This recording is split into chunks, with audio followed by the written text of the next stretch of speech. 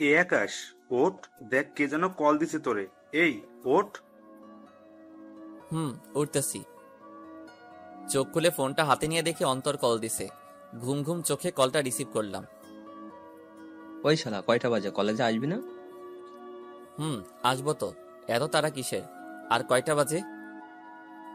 ভাইয়া কষ্ট করে টাইমটা নিজে একটু দেখে নিন কয়টা বাজে। স্যার কিন্তু 9:30-এ যাইতে বলছিল। ফোনের স্ক্রিনের দিকে তাকাই দেখি 10:09 বাজে। ওই তেই তো সালা, এখন কল দিলি কেন? না দিলেই পারতি। ভাই ভুল হইয়া গেছে, মাফ কইরা দেন ভাই। ওই শোন বল। ভাই, কলেজের কি খবর? তোর কপাল ভালো, স্যার এখনো আসে নাই, বলেছে 10টা 20-তে আসবে। ওকে দোস্ত, তুই কলেজে 5 মিনিট অপেক্ষা কর, আমি 10 মিনিটের মধ্যে আসতেছি। ভালো হইলি না। আচ্ছা তাড়াতাড়ি আয় ভাই। ওকে ওকে। লাফ দিয়ে বিছানা থেকে উঠলাম, দৌড়াইলাম ওয়াশরুমের দিকে। কোনো রকমে চোখে মুখে পানি দিয়া প্যান্ট শার্ট পরে রেডি হয়ে কলেজের দিকে যাইতেছি। চলেন পরিচয় পর্বটা সেরে নেই এখন। আমি আকাশ মাহমুদ। আমাদের পরিবারে বাবা মা, আমরা 2 ভাই, আর আমার ছোট কিউট কিউট 2টা বোন আছে। আমি বাবা মায়ের 2 মাত্র সন্তান, মানে মেজো ছেলে। আমি এখন ইঞ্জিনিয়ারিং পড়তেছি, ফরিদপুর পলিটেকনিক ইনস্টিটিউট। আর যার সাথে এতক্ষণ কথা বললাম তিনি হচ্ছেন আমার জিগরা দোস্ত অন্তর।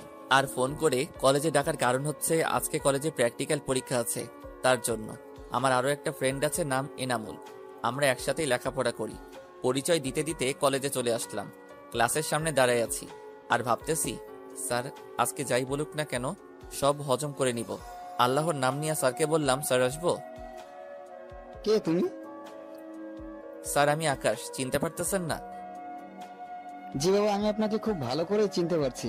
তা বাবা, আপনার আগমনের সময় কোনো সমস্যা হয়নি তো? না স্যার, কিছুই হয় নাই। তোর আসতে এত লেট হলো কেন? বোঝাই যাইতেছে স্যার অনেক রেগে আছেন। আসলে স্যার মেসের একজন বন্ধু খুবই অসুস্থ হয়ে পড়ে, সেই জন্য আমি তাকে ডক্টরের কাছে নিয়ে গেছিলাম।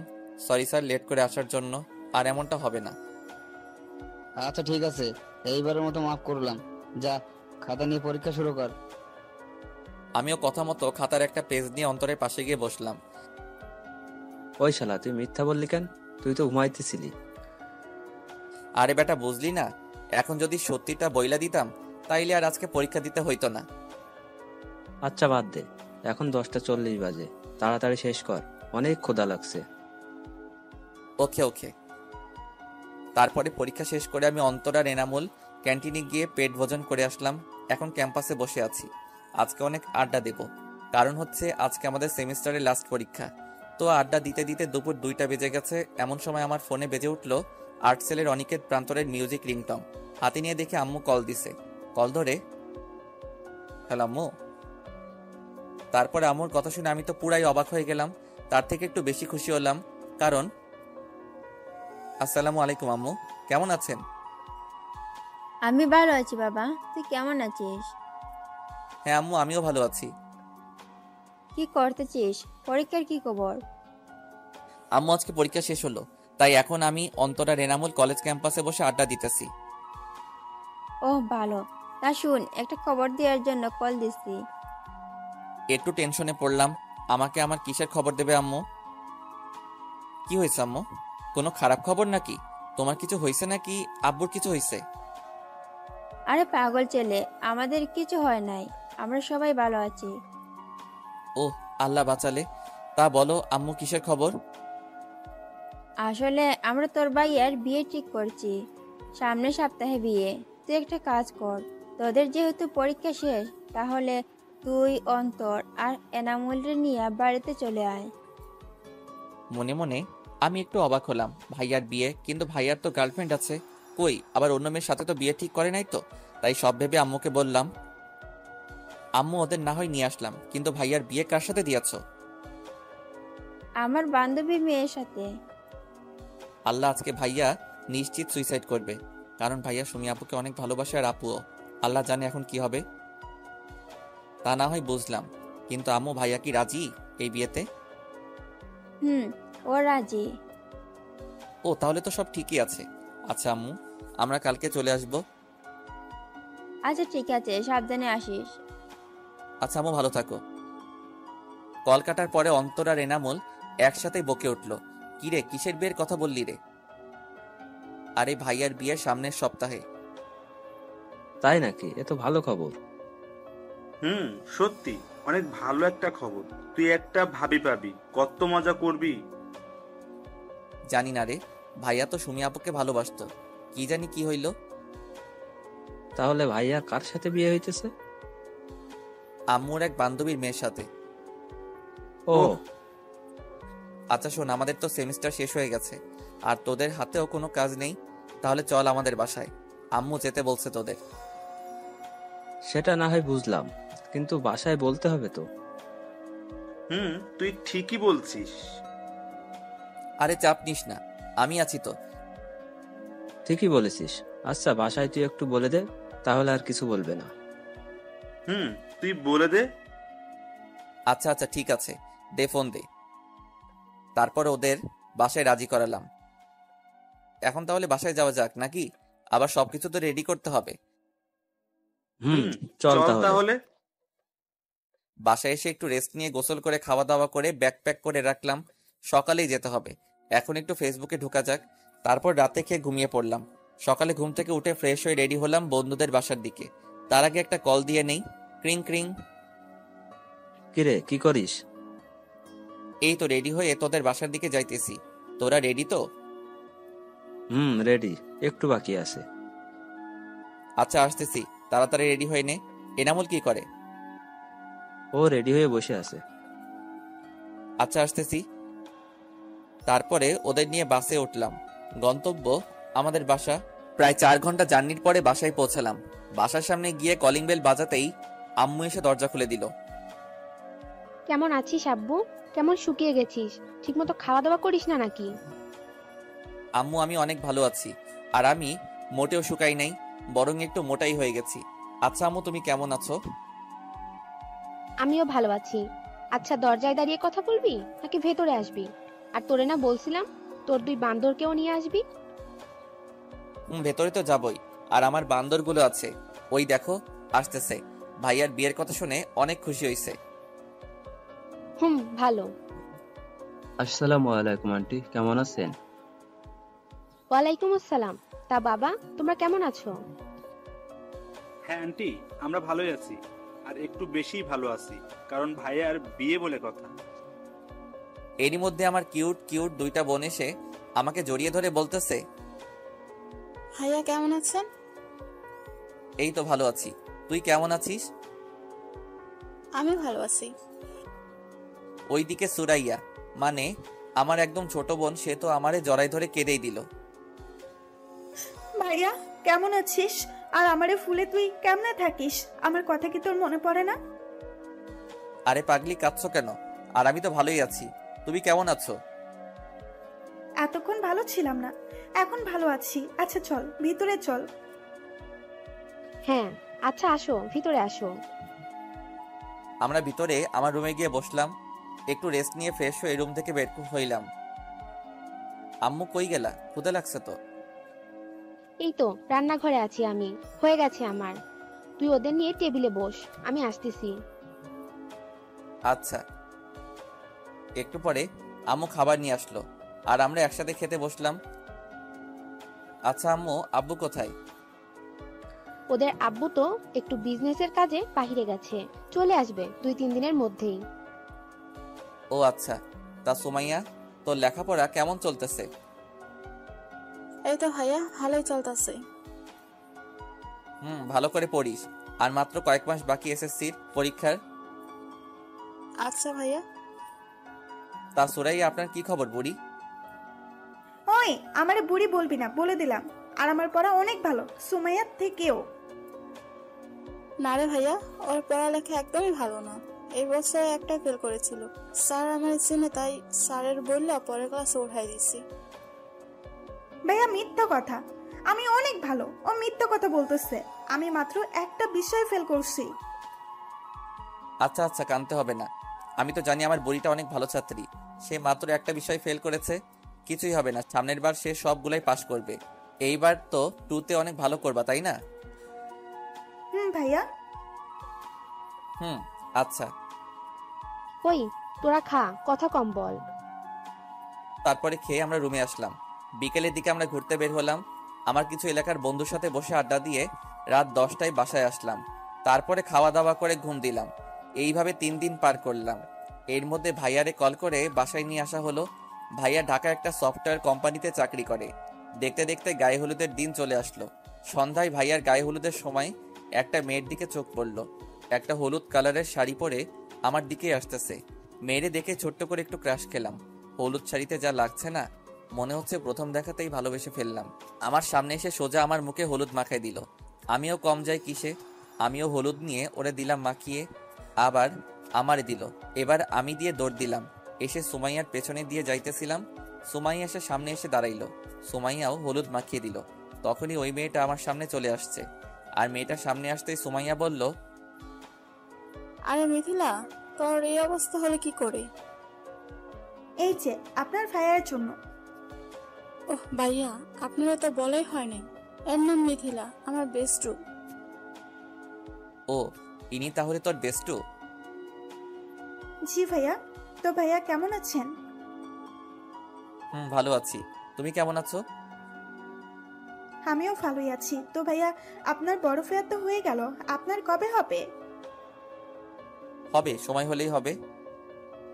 কি, আপনার এখনো সময় হয় নাই? কই না তো, আমি তো এখনো ছোট আছি। বড় হয়ে নেই, তারপরে করব। হ্যাঁ, সে তো দেখাই যাচ্ছে আপনি কত ছোট।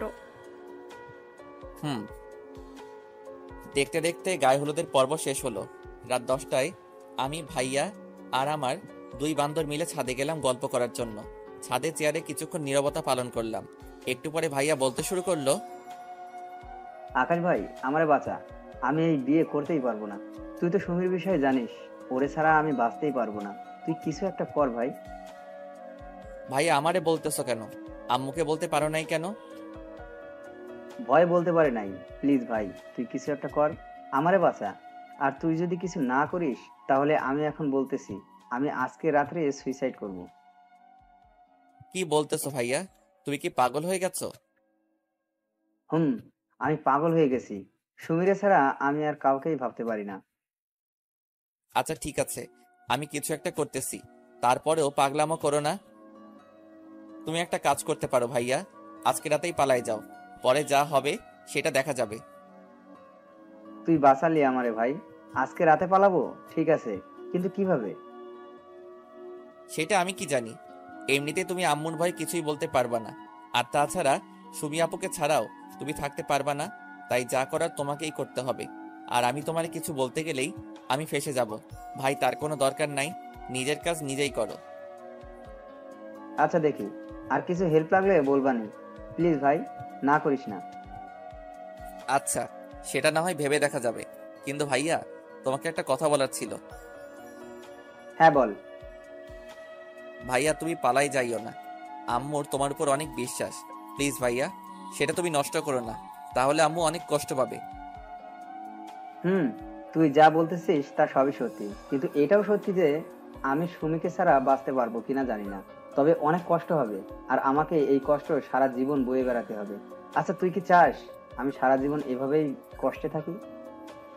বেটা ইমোশনাল কথা বলা শুরু করছে। না ভাইয়া, আমি তো কখনোই চাই না। কিন্তু ভাইয়া, আমাদের একটু সুখের জন্য কি আব্বু আম্মুরে কষ্ট দেওয়া ঠিক হবে? তা হয়তো ঠিক হচ্ছে না, কিন্তু আমি এখন কি করব তুই বলে দে ভাই। আমি বলি কি ভাইয়া, তুমি আম্মুরে একবার বলেই দেখো আম্মু কি বলে। আমি বলছিলাম, কিন্তু আম্মু কোনোভাবে সুমিকে মেনে নিবে না। বলছে আম্মু নাকি আন্টিকে কথা দিয়ে ফেলেছে, এখন সে না করতে পারবে না। তাই আমাকে নাকি সুমিকে ভুলে যেতে হবে। আচ্ছা ভাইয়া, শান্ত হও আর আম্মুর কথা মেনে নাও। এতে তোমারই ভালো হবে আর আম্মু খুশি হবে। দেখছি কি করা যায়।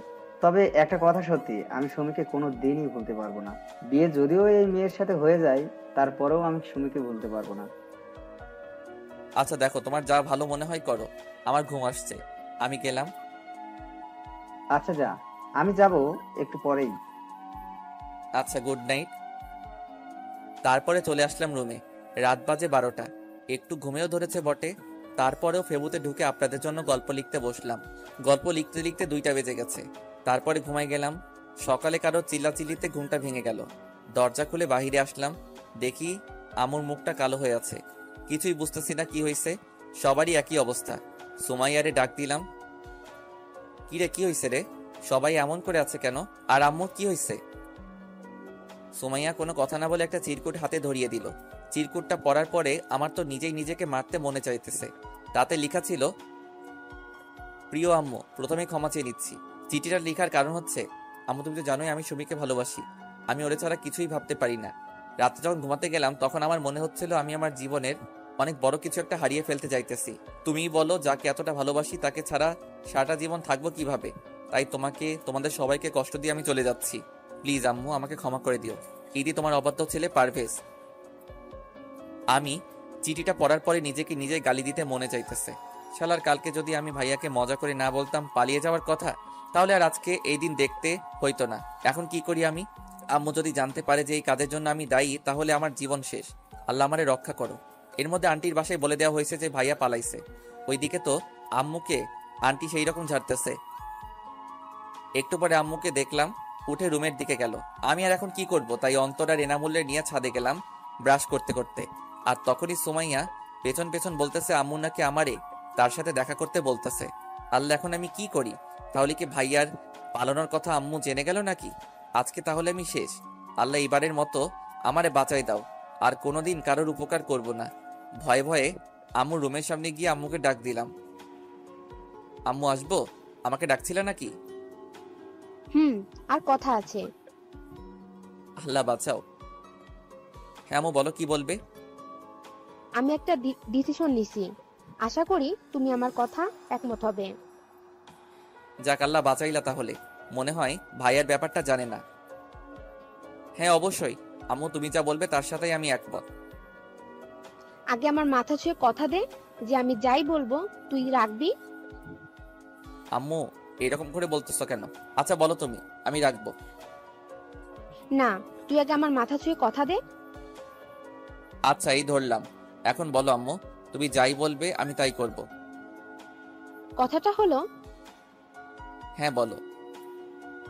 আমি তোর সাথে নিপার বিয়ে দিতে চাই, তুই কিন্তু কথা দিছিস। আম্মুর কথাটা শোনার সাথে সাথে মনে হলো আমি মাটির ভিতরে ঢুকে যাইতেছি। আম্মু এটা কি বললো? এটা কিভাবে সম্ভব? আমার মুখ দিয়ে একটা কথা বলার মতো শক্তি নাই। কি ভাবছিলাম আর কি হয়ে গেল? কিরে, কিছু বলিস না কেন? আমার কথাটা রাখবি তো?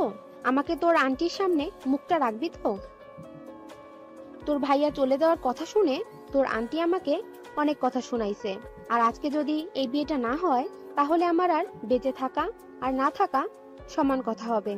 এখন তুই দেখ কি করবি তুই। আম্মুর মুখে মরার কথাটা শুনে নিজের চোখের পানি আর ধরে রাখতে পারলাম না। আম্মু তুমি যা বলবে তাই হবে, তবু প্লিজ তুমি এসব কথা আর বইলো না। আমি বিয়ে করব। আমাকে বাঁচালি বাবা। আজকে এই বিয়েটা না হলে হয়তো তোর আন্টির কাছে আমি সারা জীবনের জন্য অপরাধী হয়ে থাকতাম। আচ্ছা আম্মু ঠিক আছে, তুমি যা বলবে তাই করব আমি। আমার জন্য তোমাকে কারোর কাছে ছোট হতে হবে না। তারপরে আম্মু বলল, যা বাবা, রুমে যা আর রেডি হয়ে নে। একটু পরে আবার বউ আনার জন্য বের হতে হবে, তুই এখন রেডি হয়ে নে। আচ্ছা আম্মু। রুমে চলে আসলাম মুখটা কালো করে। এনামুল জিজ্ঞেস করলো, কি রে, কি হইছে রে? কি হইছে বলবি তো? আরে কি হয়েছে বলবি তো নাকি? না বললে জানবো কিভাবে? বল কি হয়েছে? দোস্ত আমি শেষ হয়ে গেলাম রে। কেন, কি হইছে খুলে বল তো। দোস্ত আম্মু বিয়ে ঠিক করছে আমার, একটু পরে নাকি আমার বিয়ে। কি রে, কি বলিস? কেমনে কি হইলো? আর এটা তো অনেক ভালো খবর আর অনেক খুশির খবর। শালা মজা নিতাছস তাই না? আমি মরতেছি আমার জ্বালায়। দোস্ত তুই একটু শান্ত হ আর বল কি হইছে, কেমনে কি হইছে। দোস্ত আজকে রাতে নাকি ভাইয়া পলাইছে, আর আন্টি আম্মুরে অনেক কথা শোনাই দিছে। আম্মু অনেক কান্না করছে। তারপরে জানি না কি কথা হইছে আম্মুর সাথে। একটু পরে আম্মু আমারে রুমে ডেকে বলতেছে আজকে নাকি আমার বিয়ে। যেই মেয়ের সাথে ভাইয়ার বিয়ে হবার কথা ছিল ওই মেয়ের সাথেই নাকি আমার বিয়ে হবে। আম্মু বলতেছে আমি যদি বিয়েটা না করি তাহলে আম্মুর সম্মানটা নষ্ট হয়ে যাবে। আমারে মরার হুমকি দিছে। আরে বেটা, এই ব্যাপার তাহলে? আরে এটা কোনো ব্যাপার হলো? আর আন্টি যা করছে ঠিকই তো করছে, তার সম্মান বাঁচানোর জন্য যা করা দরকার ছিল তাই করেছে। দোস্ত আমি কিছুই জানি না, তবে বিয়েটা তো আমার করতেই হবে। দোষ, জাস্ট চিল। আর এই দেখ, তোর কপালটা কত ভালো, ভাইয়ার বিয়ে খাইতে আসছিস আর নিজেই এখন ভাবির বিয়ে করতেছিস। এনামুল ওরে কিন্তু চুপ থাকতে বল, তোরে লাথি মেরে ভবিষ্যৎ সন্তানের বাবা ডাক শোনা বন্ধ করে দিব। আরে আরে চেতিস না তুই। আর এখন তুই চল, রেডি করে দেই তোকে। আচ্ছা ঠিক আছে। তারপর আমি ফ্রেশ হয়ে গোসল করে আসলাম। ওরা আমায় ভাইয়ার জন্য কেনা শেরওয়ানি পরিয়ে রেডি করে দিল। পরেই বের হব। আব্বু আম্মুকে সালাম করে বের হয়ে গাড়িতে বসলাম। অন্তর এনামুলও আমার সাথেই বসছে। ওরা কথা বলতেছে আর আমার রাগ তুলতেছে। কিছুক্ষণ পরে আমরা বিয়ে বাড়ির সামনে চলে গেলাম। গাড়ি থামালো। ওরা সবাই নেমে গেছে। আমি একাই গাড়িতে বসে আছি। কিছুক্ষণ পরে আমাকে গাড়িতে নামিয়ে গেটের সামনে নিয়ে যাওয়া হলো। ওইখানে গিয়ে ধরলো কয়েকটা মেয়ে ঘিরে। বলতেছে টাকা চাই, টাকা না দিলে নাকি ভিতরে দেওয়া হবে না। কি আর করার, নিজের সম্মান বাঁচাতে পকেট থেকে 10 টাকার একটা নোট বের করে এনামুল রে দিতে বললাম। এনামুল টাকা দিতেই মেয়েগুলো পুরাই খেপে গেল। জামাই মানুষ এত কিপটা হয় জানতাম না। আজকাল কেউ 10 টাকা ভিক্ষাও দেয় না। গেল মেজাজটা 44 হয়ে। আমিও বলে দিলাম, এইখানে তাহলে কিসের জন্য দাঁড়াইছেন? আমি তো ভাবছিলাম এইটার জন্যই দাঁড়াইছেন, তাই তো 10 টাকা দিলাম। অমনি এনামুল আর অন্তর আমার মুখ চেপে ধরলো আর বলতেছে, ওই বেটা কি বলতেছিস সেইগুলা? চুপ করে থাক, মান সম্মান শেষ করিস না ভাই। আচ্ছা আপনারা কত টাকা চান? বেশি না, 10,000 দিলেই হবে। মগের মূল্য পেয়েছেন নাকি? 10,000 টাকায় কয়টা শূন্য হয় জানেন সেটা? ওই মিস্টার, 10,000 টাকার 1 টাকা কম হলেও কিন্তু বউ নিতে দেব না। আচ্ছা কিছুটা তো কনসিডার করেন। আচ্ছা ঠিক আছে, 9,990 দেন। কি বলতেছে? মাত্র 10 টাকা কমালেন? 10 টাকা তো কেউ ভিক্ষাও দেয় না। তাহলেই বুঝুন 10 টাকা আমাদের কিভাবে দিতে গেলেন। আচ্ছা সরি বলতেছি, এবার কিছু তো কমান। তারপরে অনেক দরদাম করে 5,000-এ ফিক্সড করলো, কিন্তু একটা শর্ত দিছে, সেটা মানতে হবে। আর অন্তত শালায়ও বোকার মতো রাজি হয়ে গেল কিছু না শুনেই। তারপরে বলল, সত্য সেরকম বেশি কিছুই না, জাস্ট একটা গেম হবে। ও এই ব্যাপার? আচ্ছা আগে বলেন তো দেখি কি গেম। এই যে দেখতেছেন শরবতের গ্লাসগুলো, এখান থেকে 1 গ্লাস শরবত নিয়ে একেবারেই খেতে হবে জামাইয়ের। আমরা খেলে হবে না? না, জামাই প্রথমে আমার সাথে যা, তার জন্য জামাইকে এই গেমটা খেলতে হবে। কি আর করার, গেম তো খেলতেই হবে। তবে এর মধ্যে কিছু সন্দেহের গন্ধ পাচ্ছি। দেখে শুনে ভালো এটা গ্লাস নিলাম আর একদমই খেয়ে নিলাম। একটু পরে বুঝতে পারলাম এটা মরিচের শরবত ছিল। আমার নাক কান দিয়ে গরম বের হইতেছে, চোখটা লাল হয়ে গেছে, কিন্তু কাউকে বুঝতে দিতেছি না। কি জামাই বাবু, কেমন লাগলো শরবতটা? হ্যাঁ খুব ভালো, কিন্তু মিষ্টিটা একটু বেশি হয়ে গেছিল। কিরে, শরবতগুলো চেঞ্জ হলো কিভাবে? কই সবগুলা? শরবতে তো মরিচে গুঁড়ে দেওয়া ছিল, কিন্তু মিষ্টির শরবত কিভাবে আসলো আমি জানি না। তারপরে মেয়েটা আমাকে বলল, হো তাই নাকি? তাহলে ঠিক আছে। শালার আমি তো বুঝতে পারতেছি আমার ভিতর দিয়ে কি হয়ে যাইতেছে। গেটের সব দেনা মিটিয়ে ভিতরে ঢুকলাম। আমার স্টেজে বসিয়ে রাখা হয়েছে, কিন্তু আমার 2 বান্দর এর একটারও দেখা পাইতেছি না। হয় মেয়ে পটানোতে ব্যস্ত। যাই হোক, অনেকক্ষণ বসে থেকে মাজা ব্যথা হয়ে গেল। কি আর করার, বসে তো থাকতেই হবে। ওদেরকে ডেকে এনে ওদের সাথে আড্ডা দিলাম কতক্ষণ। তারপরে কাজী আসলেন আর বিয়ের কাজ সম্পন্ন করলেন। শ্বশুর বাড়িতে বিয়ের সকল ফর্মালিটিস মেনে এখন বিদায় সময় হয়ে গেল। মেয়েরা যে এত কান্না করতে পারে, আমার বিয়ে না করলে হয়তো জানতেই পারতাম না। বিদায়ের সময় শ্বশুর আব্বাজান আমার হাত ধরে বললেন, বাবা, আমার একমাত্র মেয়ে আমি তোমার হাতে তুলে দিলাম। তুমি ওরে একটু দেখে রেখো বাবা, ওরে কখনো কষ্ট দিও না। আব্বু আপনি চিন্তা করবেন না, আমি থাকতে ওর কখনোই কষ্ট হবে না।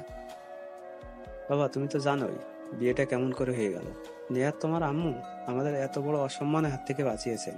আর বিয়েটা যেমন করেই হোক বাবা, এখন তোমার স্বামী স্ত্রী, ওকে তুমি মেনে নিবে, আর ওরে কষ্ট দিও না।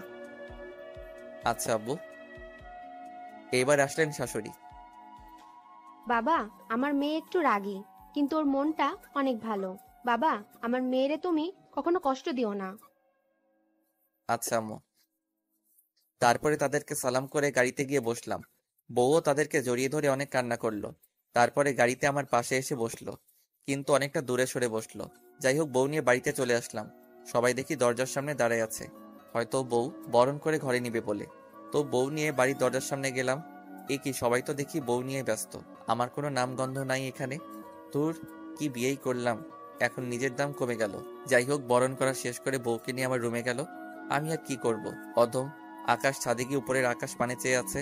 কিছুক্ষণ পরে হারামিগুলো আসলো, আর এসেই, দোস্ত কেমন আছিস? মজা নিতেছিস? দোস্ত দেখ, আজকে তুই ভাবি বিয়ে করে ফেললি। শালা ঠিক করে বল, তোর ভাবি বিয়ে করছি নাকি আমার ভাবি? ওই হলো একই কথা, তুই আমার ভাবিরেও বিয়ে করছিস, আবার আমার ভাবিরেও বিয়ে করছিস। এনামুল দোস্ত, ওরে চুপ করতে বল, আমি কিন্তু ওরে ছাদ থেকে ফেলে দিব। দোস্ত, চেতিস না তুই, ও তো আর খারাপ কিছুই বলে নাই, সত্যি কথাই তো বলতেছে। এনামুল্লাহ শালা, তুইও ওর হয়ে কথা বলতেছিস? আচ্ছা আচ্ছা, ঠিক আছে দোস্ত, যা হার হয়ে গেছে, এখন আর এসব ভেবে কোনো লাভ নাই। হুম। দোস্ত টিট দিবি না? হ, তোরে অনেক বড় করে ট্রিট দিব। একবার কলেজে যাইয়া নেই, অনেক বড় একটা ট্রিট দিব। আচ্ছা আচ্ছা দোস্ত, তোর টিট দিয়া লাগবো না। কেন, ট্রিট দিব নে, রেডি থাকিস। এর মধ্যে আম্মু ছাদে আসছে, আর এসে বলতেছে, কিরে আকাশ, এইখানে কি করিস? আম্মু কিছু না, এই তো আমরা বসে আড্ডা দিতেছি। আজকের দিনেও আড্ডা দিতে হয়? ঘরে বৌমা একা বসে আছে, যা রুমে যা। আচ্ছা আম্মু। আম্মু চলে গেল। দোস্ত যা তাহলে বাসর ঘরে, আজকে কিন্তু বিড়াল মারতেই হবে। ওই শালা বিড়াল কেন মারবো? আরে বাসর রাতে বিড়াল মারতে হয়, তুই ঘরে যা, সব বুঝতে পারবি। আচ্ছা। অন্তত আর এনামুন আমারে আমার রুমের সামনে নিয়ে গেল। আমার কেমন যেন ভয় ভয় লাগতেছিল। আজকে নিজের রুমে নিজের যাইতেই ভয় পাইতেছি। এমনটা কেন হইতেছে বুঝতে পারতেছি না। হয়তো আজকে এক অপরিচিত কারোর সাথে একই ছাদের নিচে একই ঘরে থাকতে হবে। হয়তো আজকের পর থেকে আমার জীবনের পথ চলাটা পাল্টে যাবে। সব ভয় উপেক্ষা করে রুমে ঢুকেই পড়লাম, আর বাহির থেকে দরজাটা লাগিয়ে দিছে হারামিগুলা। আমিও ভিতর থেকে দরজা লাগিয়ে দিলাম। আস্তে আস্তে খাটের দিকে এগোতে লাগলাম। বউ এসে আমাকে সালাম করে আবার খাটে গিয়ে বসলো।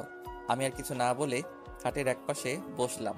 তখনই নিপা, বউয়ের নাম আগেই হয়তো বলেছিলাম, বলতে শুরু করলো, কেন করলেন আপনারা আমার সাথে এমনটা? কি বলতেছেন? আমি তো কিছুই করি না। হ্যাঁ, আপনি কিছুই করেন নাই, কিন্তু আপনারাই তো এসব করছেন। কেন আমার সাথেই কেন? দেখুন, যা হয়েছে সব ভাইয়ার জন্য হয়েছে। এখানে আমাদের কারোর কোনো দোষ নেই। ভাইয়া একটা মেয়েকে ভালোবাসতো, তাকে ছাড়া আপনাকে বিয়ে করতে পারবে না, তাই চলে গেছে। আপনারা আমার সাথে এমনটা না করলেও পারতেন। জানেন একটা মেয়ের কত স্বপ্ন থাকে? আমারও অনেকগুলো স্বপ্ন ছিল। আমি কোনো দিন রিলেশন করিনি, কারণ আমার সব ভালোবাসা আমার স্বামীর জন্য রেখে দিয়েছিলাম। আপনার ভাইয়ার সাথে বিয়ে ঠিক হওয়ার পর থেকে তাকে নিয়েই ভাবতে শুরু করেছিলাম। অত এক মুহূর্তেও সব এলোমেলো করে দিল। যাই হোক, যা হওয়ার হয়ে গেছে। তবে আমার কিছু কথা আছে, আশা করি আমার কথাগুলো মেনে নেবেন। হ্যাঁ বলুন। আমি এখনো আপনাকে স্বামী হিসেবে মেনে নিতে পারি নাই। হয়তো কোনো মেয়ের পক্ষেই এত তাড়াতাড়ি মেনে নেওয়া সম্ভব না, তাই আমার কিছুদিন সময় চাই। আশা করি আমি না বলা পর্যন্ত আমার কাছে আসার চেষ্টা করবেন না। ওকে, এখন আপনি ঘুমিয়ে পড়ুন। আমি আমার ড্রয়ার থেকে সিগারেটের প্যাকেট বের করে বারান্দায় গেলাম। আমি আবার সিগারেট খাই, তবে খুব বেশি না, অল্প। গিয়ে দরজাটা বাইরে থেকে বন্ধ করে দিলাম। রাত তখন 1টা বাজে। সিগারেট খাচ্ছি আর ভাবছি নিপার কথা। সত্যি আমরা ওর সাথে হয়তো খারাপ করেই ফেলেছি। এমনটা ভাই আর না করলেও পারতো। সত্যি তো, একটা মেয়ের অনেকগুলো স্বপ্ন থাকে, আর আমরা তা নষ্ট করে দিলাম। হ্যাঁ, আমাকে ওর কথাগুলো মানতেই হবে। ও যতদিন নিজ ইচ্ছায় না বলবে, ততদিন আমি ওরে টাচ করব না। অনেকক্ষণ বসে থেকে কেমন ঘুম ঘুম পাচ্ছে। এইদিকে সিগারেটও শেষ, যাই গিয়ে ঘুমিয়ে পড়ি। রুমে ঢুকতে দেখলাম নিপা ঘুমিয়ে আছে। ওর চুলগুলো ফ্যানের বাতাসে উড়ে একবার মুখে পড়ছে, আবার সরে যাচ্ছে। ঘুমন্ত অবস্থায় একটা মেয়েকে এতটা সুন্দর লাগে আমার আগে জানা ছিল না। আমি এক ধ্যানে চেয়ে আছি। মন চাইছে একবার গিয়ে ওর চুলগুলো ছুঁয়ে দেই, একবার ওর নরম ঠোঁটগুলো ছুঁয়ে দেই, কিন্তু না, আমি তো এইটা করতেই পারি না। ও নিজেই বারণ করছে। যাই হোক, অনেকক্ষণ এইভাবে দাঁড়িয়ে থেকে ভাবলাম এখন আমি কোথায় ঘুমাই। একই খাটে ঘুমাইতে গেলে রাতে হয়তো টাচ লেগে যেতে পারে, তার থেকে ভালো আমি সোফায় ঘুমাই। যেই ভাবা সেই কাজ, সোফায় ঘুমিয়ে পড়লাম। সকালে ঘুম ভাঙলো কারোর ডাকে। চোখ খুলে দেখি নিপা ডাকতেছে। হয়তো মাত্রই গোসল করছে। চুল থেকে পানি টপ টপ করে পড়তেছে, মুখেও কিছুটা পানির ফোঁটা লেগে আছে। এক নজরেই তাকিয়ে আছি ওর দিকে। এ যেন এক নেশার মতো কাজ করছে। সবকিছুই আমার এলোমেলো হয়ে যাচ্ছে। আমার নেশা কাটলো নিপার ডাকে। এই যে কি হলো, ডাকছি শুনতে পাচ্ছেন না? কি হলো, কথা বলছেন না কেন? হ্যাঁ হ্যাঁ, কি কি হলো, কতক্ষণ ধরে ডাকতেছি, শুনেন নাই নাকি? হ্যাঁ না মানে না। হ্যাঁ কি না শুরু করছেন? উঠেন, আম্মু ডাকতেছে, খেতে যাওয়ার জন্য বলতেছে। ও হ্যাঁ, আচ্ছা আপনি নিচে যান, আমি ফ্রেশ হয়ে আসতেছি। আচ্ছা। আমি চলে গেলাম ওয়াশরুমে। ফ্রেশ হচ্ছি আর ভাবতেছি কি আছে ওর মাঝে। যখনই তাকাই কেমন যেন হয়ে যায় আমি। ফ্রেশ হয়ে বের হয়ে দেখি নিপা দাঁড়িয়ে আছে। আমি বললাম, কি হলো, আপনি নিচে যান নাই? না, ভাবলাম একসাথেই যাই। আমি আগে গেলে আবার কি না কি ভাববে। আচ্ছা ঠিক আছে, আপনি দাঁড়ান, আমার হয়ে গেছে। তারপরে বের হলাম দুইজনে, গিয়ে টেবিলে বসলাম।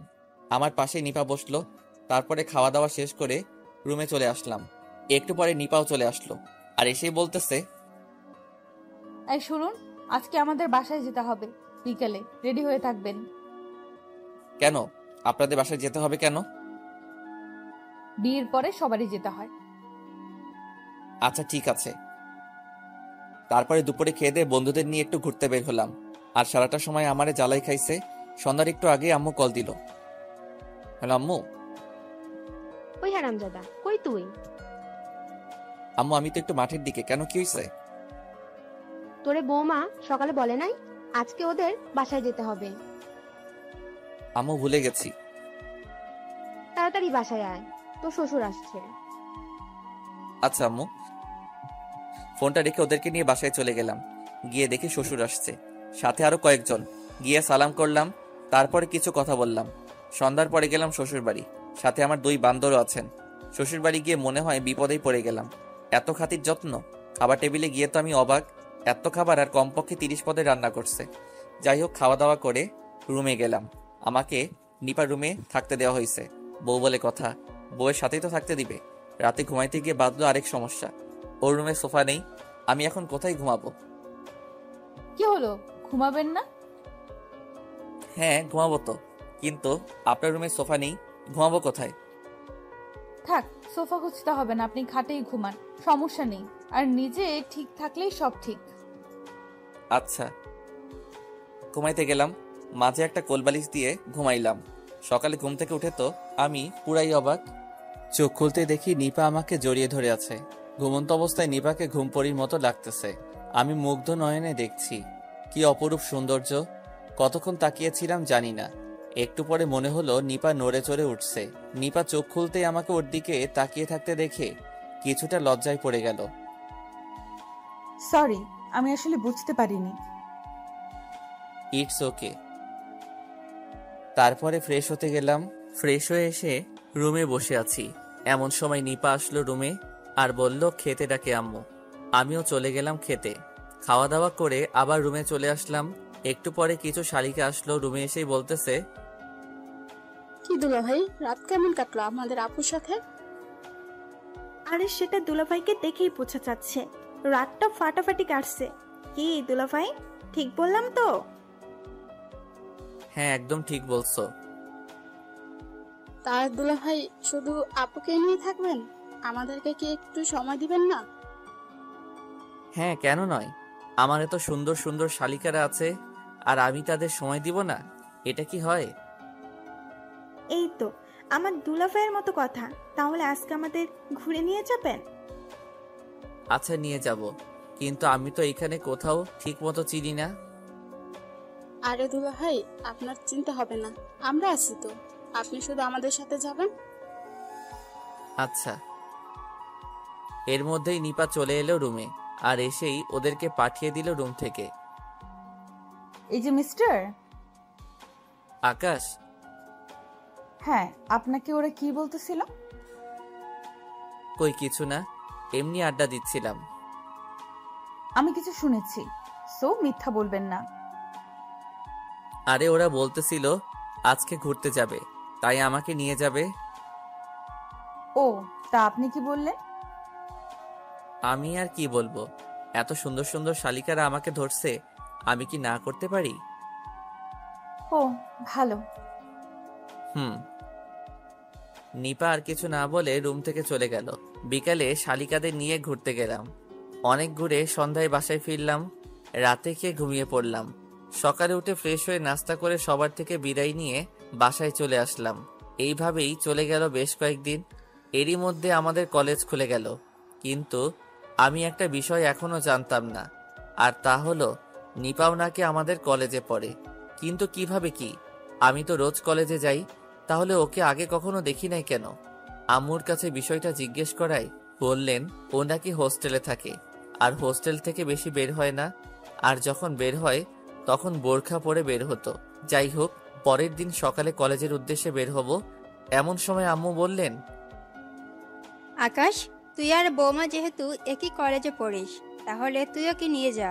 এত দূরের রাস্তা, আগে তো ওর আব্বু ওকে দিয়ে আসতো, এখন তুই আছিস, তুই ওকে নিয়ে যা। কি আর করার, ওকে নিয়ে বের হলাম। সবার থেকে বিদায় নিয়ে ওকে নিয়ে বাস স্টেশনে গেলাম, টিকিট কাটলাম, দুইজন পাশাপাশি সিটে বসলাম। গন্তব্য কলেজ। ও, আপনাদের তো বলতে ভুলেই গেছি, এনামুল আর অন্তর নিপাদের বাসা থেকে এসেই চলে যায় ওদের বাসায়। কলেজে পৌঁছাতে 4 ঘন্টা লেগে গেল। এর মধ্যে নিপা বাসে ঘুমিয়ে পড়েছিল, আমার কাঁধে মাথা রেখেই ঘুমিয়েছিল। বাস থেকে নেমে একটা রিক্সা নিলাম, ওকে কলেজ গেটে নামিয়ে দিয়ে আমি আমার মেসে চলে গেলাম। অনেকদিন পরে মেসে আসলাম, রুম গোছালাম, তারপরে ফ্রেশ হয়ে হোটেল থেকে খাবার এনে রাতে খেয়ে শুয়ে পড়লাম। কিন্তু ঘুম আর আসছে না। এতদিন তো একসাথে ঘুমাতাম, মাথায় এখন শুধু নিপা। অনেক কষ্টে ঘুমালাম। সকালে ফোনের শব্দে ঘুমটা ভেঙে গেল। তাকিয়ে দেখি আননোন নাম্বার, রিসিভ করি নাই, তাই বেশ কয়েকবার রিং হচ্ছে। বিরক্ত হয়ে রিসিভ করলাম। হ্যাঁ, কে বলছেন? আর এত সকাল সকাল ফোন দিছেন কেন? আমি নিপা বলতেছি। আপনি এখনো ঘুমিয়ে আছেন? ও আপনি? না, আসলে অনেক রাত পর্যন্ত জেগেছিলাম তো, তাই উঠতে একটু দেরি হয়ে গেছে। আচ্ছা, এখন উঠে কলেজে যান, আম্মু এটা বলতেই বলেছিল। ও আচ্ছা। ধুর শালা, কই ভাবলাম বউয়ের হয়তো আমার উপর একটু মন নরম হয়েছে, তাই কল দিছে। এ তো দেখি আম্মু বলছে বলে কল দিল। ধুর, ভাল লাগে না। উঠে পড়লাম, ফ্রেশ হয়ে কলেজে চলে গেলাম। নতুন কিছু বই কিনে কয়েকটা ক্লাস করে বন্ধুদের নিয়ে মামার দোকানে গেলাম। গিয়ে সিগারেট নিলাম, সিগারেট খাচ্ছি আর আড্ডা মারছি। এমন সময় একটা মেয়ে আসলো, মামার দোকানে বোরখা পরা ছিল। আমার দিকে বেশ কয়েকবার তাকালো। ওর চোখ দেখে কেমন যেন লাগলো, মনে হচ্ছে এই চোখ আমি আগেও দেখেছি। তো যাই হোক, এত কিছু না ভেবে আবার আড্ডায় মন দিলাম। কিন্তু পরক্ষণেই আমার মাথা গরম হয়ে গেল। একটা ছেলে এসে আমার কাছে কি যেন নেওয়ার বাহানায় মেয়েটার সাথে ধাক্কা খেলো। আমি ভালো করে বুঝতে পারলাম ছেলেটা মেয়েটার সাথে অসভ্যতা করছে। কিছুই বললাম না। মেয়েটা মামার থেকে কয়েকটা খাতা আর কলম নিল। বিল দেওয়ার সময় আবার সেই ছেলেটা একই কাজ করছে বেশ কয়েকবার। এমন করে মেয়েটা রেগে আমার দিকে তাকালো আর ছেলেটাকে বলতে লাগলো, সমস্যা কি আপনার? এইভাবে অসভ্যতা করছেন কেন? অসভ্যতার কি দেখলে?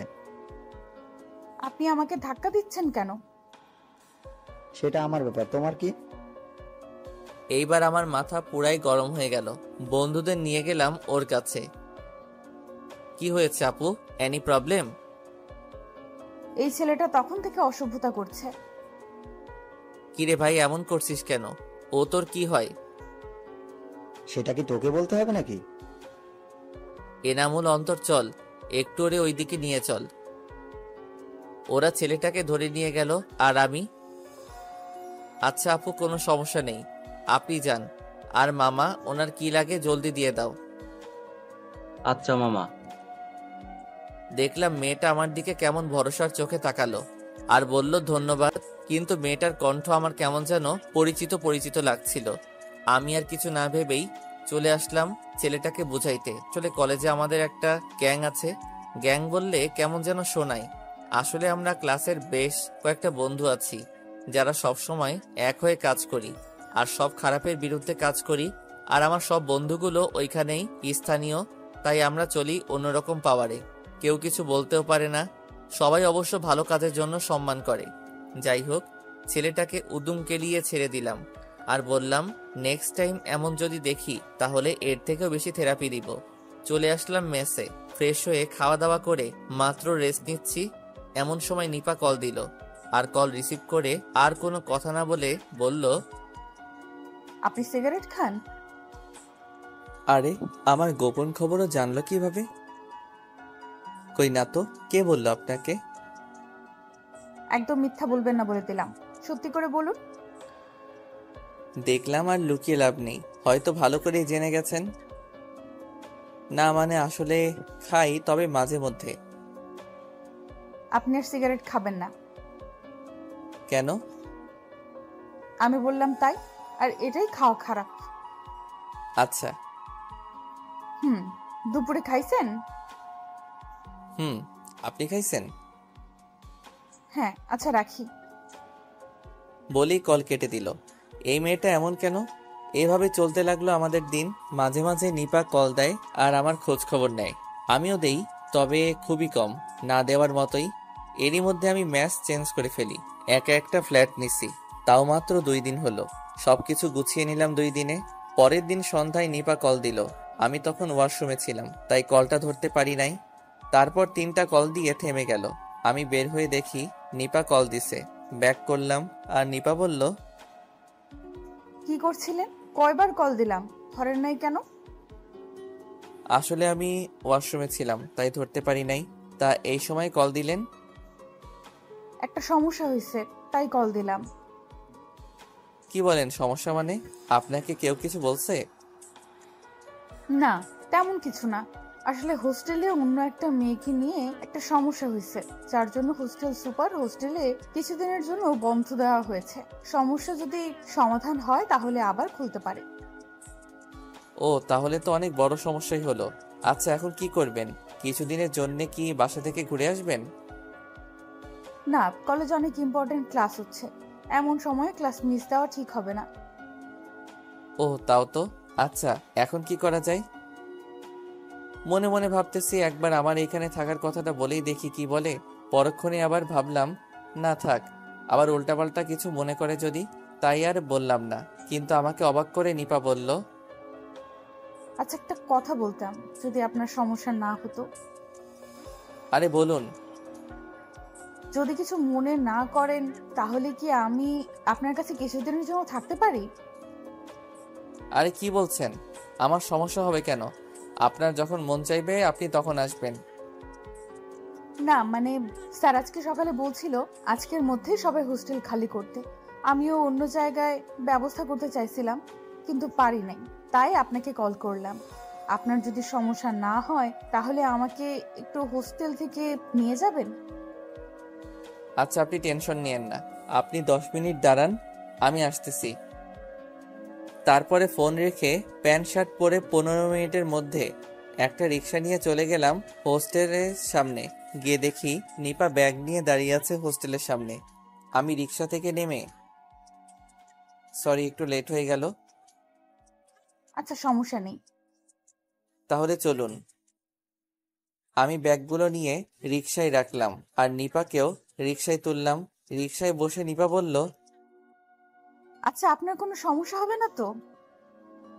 আমার আবার কি সমস্যা হবে? না মানে তারপরেও। না, আমার মোটেও কোনো সমস্যা হবে না। আচ্ছা ঠিক আছে তাহলে। চলে আসলাম আমার বাসার সামনে। রিক্সায় বিল মিটিয়ে নিপাকে নিয়ে আমার ফ্ল্যাটে চলে আসলাম। অবশ্য ফ্ল্যাটটা 2 রকমের, তাই কোনো সমস্যা হলো না। ও এক রুমে আর আমি অন্য রুমে থাকার ব্যবস্থা হলো। রাতে খাওয়ার মতো কিছুই নেই, রান্না করতে আলসেমি লাগে, তাই নিজে খুব একটা রান্না করি না, হোটেল থেকে খেয়ে আসি। তাই এখন নিপাকে বললাম, আচ্ছা আপনি তো রাতে মনে হয় কিছু খান নাই, আপনি রুমে থাকেন, আমি আসতেছি। কোথায় যাবেন? নিচে যাচ্ছি কিছু খাবার আনতে। ও আচ্ছা, তাড়াতাড়ি আসবেন। আমার কেমন যেন ভয় ভয় লাগছে। আচ্ছা, 5 মিনিটের মধ্যে চলে আসবো। আচ্ছা। চলে গেলাম নিচে। রেস্টুরেন্ট থেকে 2 প্যাকেট বিরিয়ানি নিয়ে আসলাম। রুমে ঢুকতেই নিপা কিছুটা ভয় পেয়ে গেল। আমাকে দেখে মনে হলো কিছুটা স্বস্তির নিঃশ্বাস ফেললো। কি হয়েছে, ভয় পেয়েছেন নাকি? কিছুটা। আরে ভয়ের কিছুই নেই, আমার এই ফ্ল্যাটে কেউ আসবে না। আপনি ফ্রেশ হয়েছেন?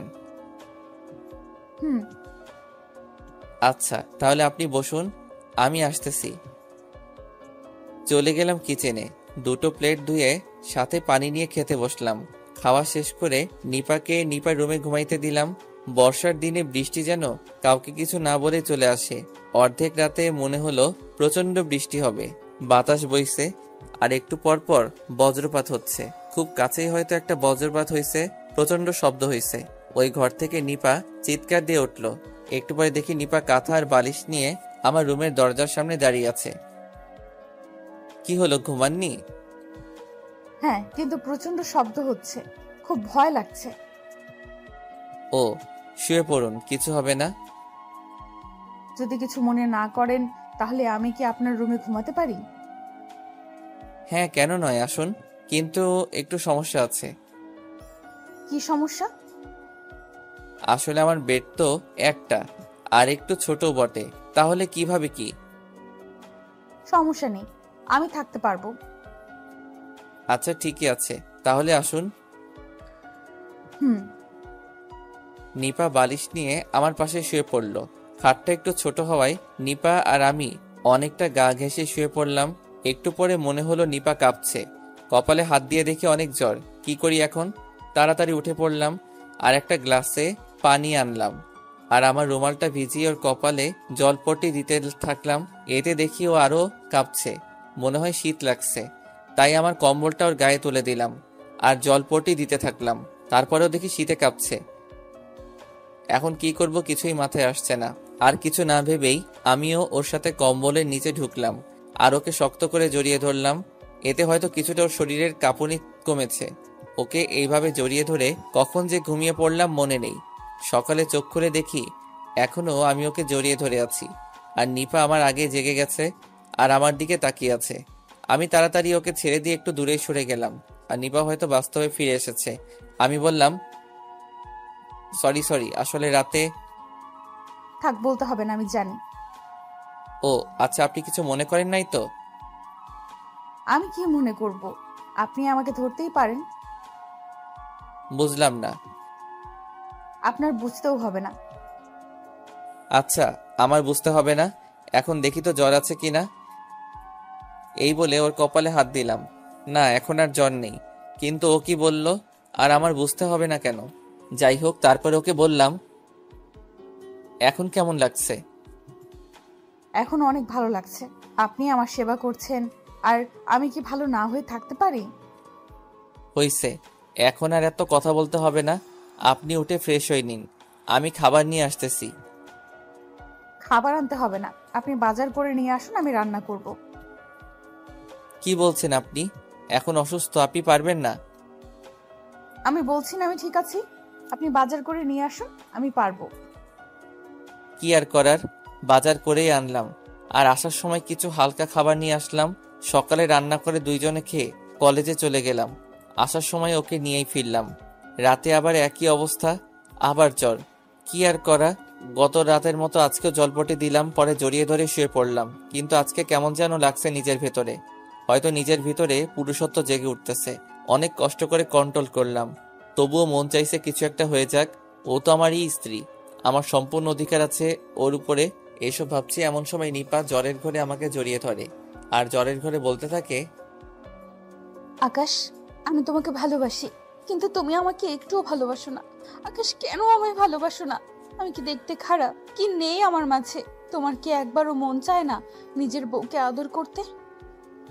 আকাশ, আমি তোমাকে সত্যি অনেক ভালোবাসি, একবার আমাকে ভালোবেসেই দেখো।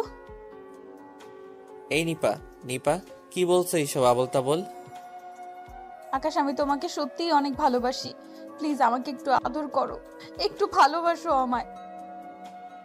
এই বলে নিপা আমাকে আরো জোরে ঝাপটে ধরে আর এতটা কাছে চলে আসে যে আমি ওর হার্টবিট এর প্রতিটা ধ্বনি শুনতে পাচ্ছি। ওর ঠোঁট আমার ঠোঁটের এতটাই কাছে যে গরম নিঃশ্বাস আমার মুখে এসে পড়ছে। হঠাৎ আমার ঠোঁটে নরম কিছু একটা স্পর্শ পেলাম। বুঝতে আর বাকি রইল না এটা নিপার ঠোঁট। তারপরে ওকে সরিয়ে দেওয়ার চেষ্টা করলাম, কিন্তু ও এমনভাবে জড়িয়ে ধরে আছে যে আমি এক চুল পরিমাণ সরতে পারছি না। এইদিকে আমার ঠোঁটের সামনে কিস করেই চলেছে।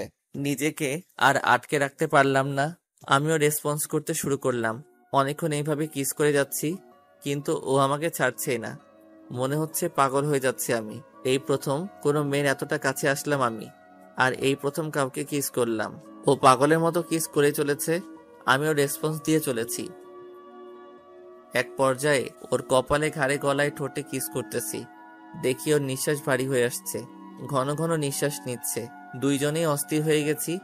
এক পর্যায়ে আমরা স্বামী স্ত্রীর মধুর মিলনে আবদ্ধ হলাম। রাতে ওকে জড়িয়ে ধরেই ঘুমিয়ে পড়লাম। সকালে ঘুমের মধ্যেই নিজের উপর ভারী কিছু অনুভব করলাম। মনে হলো কেউ আমার উপরে শুয়ে আছে। ঘুম ঘুম চোখে একবার চেয়ে দেখি নিপা আমার দিকে অপলক দৃষ্টিতে তাকিয়ে আছে। এখন পুরোপুরি ঘুমটা ভেঙে গেল। তাড়াতাড়ি ওকে আমার উপর থেকে নামিয়ে দিলাম। হঠাৎ রাতের কথা মনে পড়ে গেল। নিজের মধ্যে কেমন যেন অপরাধ বোধ কাজ করছে। কি করে পারলাম ওর সাথে আমি এমনটা করতে? আমি তো নিজেই ওকে বলেছিলাম আমি ওর অনুমতি ছাড়া ওকে টাচ করব না। আর আমি কিভাবে এই কাজটা করলাম? সরি। সরি কেন? না মানে কি হয়েছে? আর এইভাবে বলছো কেন? এই প্রথম আমাকে তুমি করে ডাকলো, নিজের মধ্যে কেমন যেন লাগলো। আসলে আমি সত্যি সরি কালকে রাতের ঘটনার জন্য। আমি সত্যি বলছি, আমি ইচ্ছে করে এসব করিনি। প্লিজ আমাকে ক্ষমা করে দিবেন, প্লিজ। আরে আরে, তুমি এইভাবে বলছো কেন? আর এত সরি বলতে হবে না। প্লিজ, আমি তো নিজেই একদিন তোমাকে বলেছিলাম, সরি আপনাকে বলেছিলাম আপনার অনুমতি ছাড়া আপনাকে টাচ করব না। কিন্তু সত্যি বলছি, রাতে যা হয়েছে আমি সেটা ইচ্ছে করে করিনি। আমি জানি রাতে কি হয়েছিল, আর আমি কিছুই মনে করিনি। আর এতে তোমার কোনো দোষ নেই। মানে? হ্যাঁ, আমি জানি রাতে কি হয়েছিল, আর তোমার কোনো দোষ নেই। আর যদি দোষের কথা বলেই থাকো তাহলে দোষ আমি করেছি, কারণ রাতে আমি ইচ্ছে করেই এমনটা করেছিলাম। মানে? কিন্তু কেন? এত মানে মানে করছো কেন?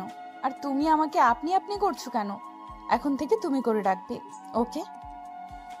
সেটা না হয় ডাকা যাবে, কিন্তু আপনি আগে আমার কথার উত্তর দিন। আপনি ইচ্ছে করে করেছেন মানে কি? হ্যাঁ বলবো, তবে একটা শর্তে। ওকে, কি শর্ত বলুন? এখন থেকে আমাকে তুমি করে ডাকতে হবে। আচ্ছা ডাকবো, এখন আগে আমার উত্তর দিন। আবার আপনি বলতেছো? আগে তুমি করে বলো, তারপরে। ওকে ওকে, এখন তুমি বলো প্লিজ। আরে বোকা, রাতে আমি যা করেছিলাম সব ইচ্ছে করেই করেছি, যাতে তোমার আদর পাই। কিন্তু আপনি তো বলেছিলেন। হ্যাঁ আমি বলেছিলাম, তখন তোমাকে অন্যরকম মনে করতাম। এখন তোমাকে নিজের স্বামী মনে করি। আর প্রতিটা স্বামীর তার স্ত্রীর উপরে অধিকার থাকে, আর প্রতিটা স্ত্রীর তার স্বামীর উপর। আমি আমার আর তোমার অধিকার ফিরিয়ে দিলাম, আর আমিও ফিরে পেলাম। এত অবাক হওয়ার কিছুই নাই। আমরা স্বামী স্ত্রী, আমাদের মাঝে এইটা হওয়া খুবই স্বাভাবিক ব্যাপার। তাই আমি চাই আমার স্বামী আমাকে সব সময় ভালোবাসুক। তাই নাকি? গো। এতক্ষণ আমি লক্ষ্য করলাম আমার গায়ে কিছুই নেই। কিছুটা লজ্জা পেয়ে গেলাম, তাই তাড়াতাড়ি বেডের কাঁথাটা নিজের উপর দিয়ে দিলাম। কিন্তু নিপা সেটা হতে দিল না, কাঁথা টেনে নিচে নামিয়ে দিল। এই কি করছো? কাঁথা দিচ্ছ কেন? তো কি করব, দেখছো না আমার গায়ে কিছুই নেই। রাতে গায়ে দিতে মন ছিল না। রাতে তো ঠিকই সব খুলে ফেলেছিলে, এখন এত লজ্জা কিসের? হয়েছে, থাক, আর লজ্জা পেতে হবে না। যা করার তা তো রাতেই করে ফেলেছো, এখন আর লজ্জা করে কি হবে? আর তাছাড়া আমি তো তোমার সবই দেখে ফেলেছি, তাই আমার সামনে লজ্জা পেতে হবে না। ইস, কি বলে এই মেয়ে, লজ্জা শরম বলতে কি কিছুই নেই? কিভাবে বলছে কথাগুলো। জি, এখন আমাকে একটু আদর করো। কি এখন? আমি পারবো না। ওই কি বললি তুই? আমি এখন আদর করতে বলছি, তুই এখন করবি, নয়তো খবর আছে। ওই কি হলো? কি আর করার, ওকে কাছে টেনে ঠোঁটটা আলতো করে একটা কিস করলাম। নিপা আরও খেপে গেল আর আমাকে শক্ত করে ধরে আমাদের 4 ঠোঁট এক করে দিল। দখল করে নিল আমার ঠোঁট জোড়া। প্রায় 5 মিনিট পর ছেড়ে দিল। এখন আমরা দুজনেই হাঁপাচ্ছি। ওই এত জোরে কেউ কিস করে? যদি মরে যেতাম। অমনি আমার মুখে হাত দিয়ে আটকে দিল। আর একবার এমন কথা বলবে না। তোমার কিছু হয়ে গেলে আমি কি নিয়ে বাঁচবো? কেন? আকাশ, আমি তোমাকে অনেক ভালোবাসি। তাই নাকি? সত্যি গো, আমি তোমাকে অনেক ভালোবাসি। তোমাকে ছাড়া আর কিছুই ভাবতে পারি না। তাই নাকি? তা কবে থেকে হলো এসব, আর আমি কেন জানি না? তোমার মনে আছে একদিন দোকানে বসে তুমি আড্ডা দিচ্ছিলে, আর তখন বোরকা পরা একটা মেয়ে দোকানে আসে, আর তখন একটা ছেলে ওই মেয়েকে ডিস্টার্ব করছিল, আর তখন তুমি ছেলেটাকে অনেক মেরেছিলে। হ্যাঁ, ওয়েট ওয়েট ওয়েট, তুমি এসব কিভাবে জানলে? যে মেয়ের জন্য ছেলেটাকে মেরেছিলে ওই মেয়েটাই আমি ছিলাম। কি, ওইটা তুমি ছিলে? ওইটা আমি ছিলাম। আর তখন একটা বিষয় আমার ভালো লাগে, আর তা হলো তুমি চেনো না জানো না, কিন্তু একটা মেয়েকে অপমানিত হতে দেখে সেই মেয়েটাকে সাহায্য করলে আর অপরাধের প্রতিবাদ করলে। আর এই বিষয়টা আমার কাছে অনেক ভালো লাগে। আর এই ছোট্ট ভালো লাগা থেকে আস্তে আস্তে ভালোবাসায় রূপান্তরিত হয়। বুঝলাম। আকাশ, আমি তোমাকে ভালোবাসি, আর তোমাকে ভালোবেসে আমি তোমাকে স্বামী হিসাবে মেনে নিয়েছি। আকাশ প্লিজ, তুমিও আমাকে মেনে নাও, আর আমাকে আমার স্বামীর পূর্ণ অধিকার দাও। দিতে পারি, তবে একটা শর্তে। কি শর্ত বলো? আমি তোমার সব শর্ত মেনে নিতে রাজি। আমাকে এখন থেকে অনেক অনেক অনেক ভালোবাসতে হবে, আর এখন এই মুহূর্তে আমাকে আবার একটা কিস করতে হবে। ও, এই ব্যাপার? আমি তো তোমাকে ভালোবাসি। সত্যি বলতে আমি তোমাকে আমার নিজের থেকেও বেশি ভালোবেসে ফেলেছি। আর রইল কিস, সেটা এখন না, আগে ফ্রেশ হয়ে আসো তারপরে। নো, এটা তো হবে না, আমার এখনই লাগবে। বললাম তো আগে। বাকিটুকু বলার আর চান্স দিলাম না, তার আগে আমাদের 4 ঠোঁট এক করে দিলাম। শুরু হয়ে গেল তাদের টম এন্ড জেরি খেলা। ভালো থাকুক তারা এবং তাদের ভালোবাসা। বেঁচে থাকুক 1000 বছর ধরে ভালোবাসার মানুষগুলো।